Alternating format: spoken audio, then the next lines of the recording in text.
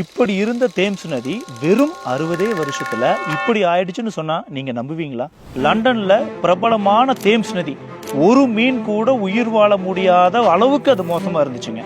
Biologically டெட்னு சொல்லி அதை declare பண்ணிட்டாங்க.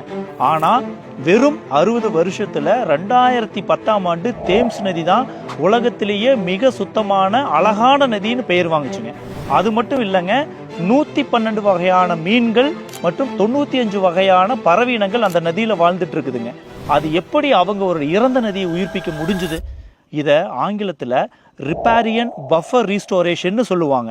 அதாவது ஆற்றங்கரை ஓரமாக மரங்களை நட்டு பசுமை உருவாக்குவது. அப்ப என்ன ஆகும்னா, அந்த மரங்களோட வேரும் அதை சுத்தி இருக்கிற மண்ணும் ஒரு இயற்கை சுத்திகரிப்பு அமைப்பாவே மாறிடுங்க. ஆற்றங்கரையே ஒரு பசுமை சுவர் மாதிரி செயல்படும்.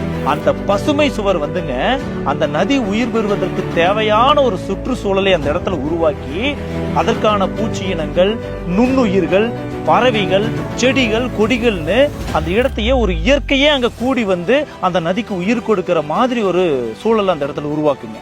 தேம்ஸ் நதி மட்டும் இல்லைங்க, நம்ம கேரளால இருக்கிற குட்டம்பேரூர் ஆற்றையும் இப்படித்தான் உயிர்ப்பிச்சாங்க. நாங்களும் எங்க ஊர்ல இருக்கிற நொய்யல் நதிய சின்ன சின்ன பசுமை காடுகள் அங்கங்க உருவாக்கி இப்படிதான் சீரமைக்கிறதுக்கு உண்டான முயற்சியை நாங்க எடுத்துட்டு இருக்கோம். எந்த நதியையுமே எவ்வளவு மோசமா இருந்தாலும் பசுமை காடுகள் மூலமா மீட்டெடுக்க முடியும். இயற்கையை காப்பாற்ற நம்ம எந்த கஷ்டம் பட வேண்டாங்க. இயற்கை கிட்ட கொடுத்துட்டாலே போதுங்க, இயற்கை தன்னைத்தானே மீட்டெடுத்துக்கும்.